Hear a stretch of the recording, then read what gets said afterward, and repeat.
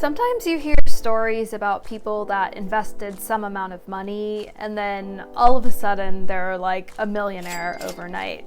Or you see charts like this and somehow $10,000 miraculously, magically turns into $40,000 and you're like, what the actual F? What am I missing?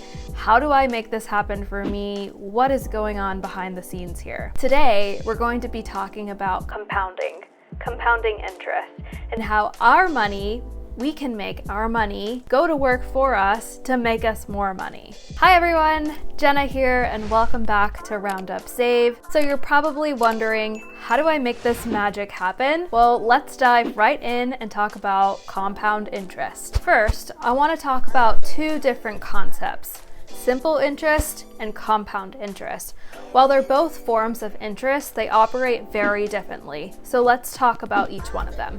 When you invest some money into a bank account, for example, you earn typically simple interest. So simple interest is interest that is earned onto that principal amount. So that means that you're only going to earn money on what you put into it and not what actually grows in the account. So for example, you're not going to have any compounding interest, which we'll talk about in a little bit, and you're not going to get you're not going to be able to earn on, for example, the dividends that are reinvested into the account. So simple interest is simply interest on what you put into the account. That's the principal. An easy way to think about this is with an example. So let's say that you invest $1,000 in an account that has a 4% annual interest rate. So that means that you would get $40 annually and your total would be $1,040. Now, if you were to keep that money in that account, again,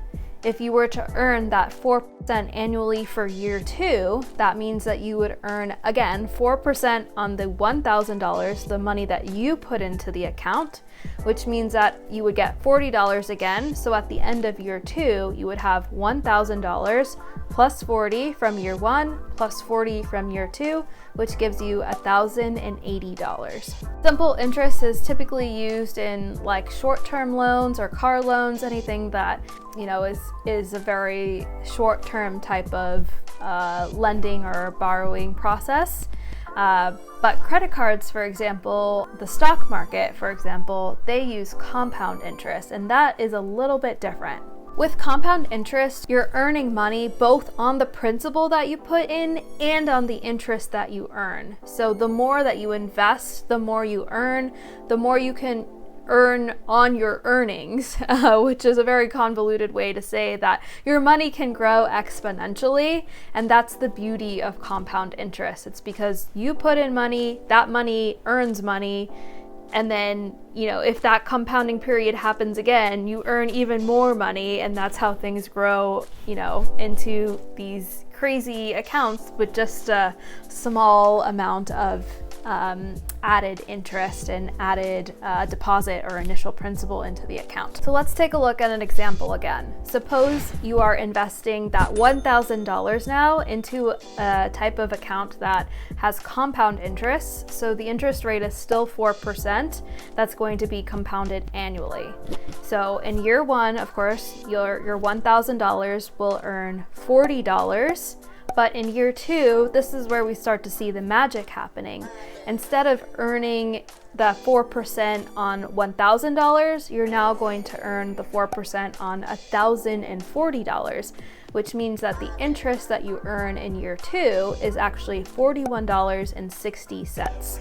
Now, you might be saying, Jenna, you know, $1,080 with simple interest after 2 years versus $1,081.60 with compound interest after 2 years is not that big of a difference.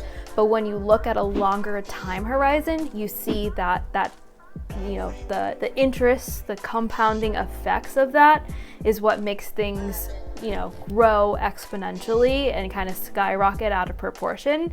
And so if you think about it, all of the money of your earnings also gets now calculated into what you can potentially earn, and so you just can make so much more. So in our example with this $1,000, if you were to leave that into an account for 30 years, let's say, that's still earning 4% annually, you would end up, without even doing anything, with over $3,000, because over 30 years that money has just grown and compounded and compounded and compounded.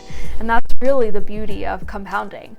I think what's also really important to know is that compounding can be very beneficial to you, but it can also be disadvantageous to you. Like, it can kind of help and hurt you. So it's really important to know what are those circumstances where it can help you and what are those circumstances where it can hurt you. So we'll talk a little bit about that. So here's how compound interest can benefit you. For example, if you were to have a savings account or a certificate of deposit or even a high yield savings account, that money will grow over time, just as we described in the example. So you will earn interest on your principal and what you earn in the bank account, and that'll be compounded over time. And again, that's how the beauty happens. That's how the magic happens, is because you have your principal, you earn interest on it, and then you earn interest on the principal plus the interest, and so that's really how things grow super quickly. Another example is with the stock market and mutual funds and index funds. I say with these, it's like exactly how I described, but with your savings accounts or brokerage accounts or even retirement accounts, what's really important to know is that the more money you can put in, the more earning potential it has with that interest. And so as you put in more money into your accounts, that's how you can kind of expedite the growth, because you're not just relying on a one-time principal. Let's say at $1,000, but let's say you were to put in $1,000, you would earn interest, and then you put in another $1,000 and you earn interest on what you previously put in, the interest that you earned plus what you just put in. And so that really helps to act as a catalyst to help grow your money. So we talked about how compound interest can benefit you, but it can also hurt you too. So these are some examples to be aware of. Just as we saw that compound interest can grow exponentially, it can also decline exponentially. And so when you think about the potential to earn money, that's good because it grows. But when you borrow money, you have to consider how frequently and how much that will compound over time, because oftentimes we see that those interest payments will grow over time, but it's because of the effects of compounding. So for example, student loans, mortgages, other types of personal loans, those work the same way as, those 401k and brokerage accounts, but in the opposite direction. So you're borrowing money from the government, they're going to charge you an interest, and then because of that compounding effect, that money that you borrowed plus that interest then gets compounded, and that's how things kind of spiral out of hand. It's the same thing with credit cards. So oftentimes you'll have maybe a credit card debt of $1,000, and then all of a sudden you're like, oh shit, it's $12,000 now, but I haven't really spent so much money on this card anymore. So I think just being aware of the fact that compound interest can both benefit you and harm you is really important to understand. And then you can also be aware of it too. So like, for example, paying off your credit card loans, now you know why it's so important to do so really quickly, because that money is only going to get, the money that you owe is only going to get bigger and bigger and bigger over time. So time is actually not your friend in this scenario. Is that it's always so important to pay off your balance as quickly as you can. Like if you can pay it off every month, that's amazing, because then you can avoid this issue with the compound interest. So credit cards, it's only a problem when you have that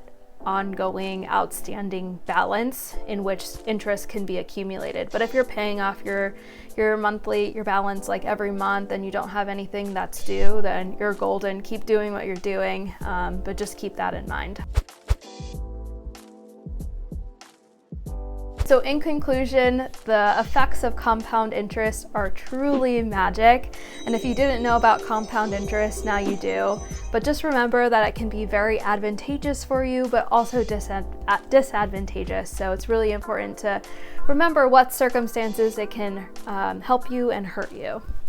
I think another really thing about compound interest is that it can, as we've seen in the example, just really help to build wealth and even help to build generational wealth, which I think is something that's really important for people in our age group and different millennials that maybe came from families that didn't have a lot of wealth and kind of had to learn personal finance and how to manage their finances on their own. And so if you're interested in building generational wealth, like, you definitely need to take advantage of compound interest in your different savings and earnings accounts, but also remember that it can also work, against you the same way in different borrowing mechanisms and credit cards and things like that. Another interesting thing that I learned about compound interest is that according to Investopedia, it can actually kind of mitigate the increase in cost of living due to inflation, which, if you haven't heard, newsflash, it's at an all-time high right now. So there's really no better time to start investing your money and making sure that you can take advantage of that compound interest. And then finally, time is really important when thinking about compound interest. As we talked about before, time can either be really good for you or really bad for you. But if you're trying to earn money, time is your best friend. So the earlier you can start investing, the better off you are, the more time you have for your money to grow.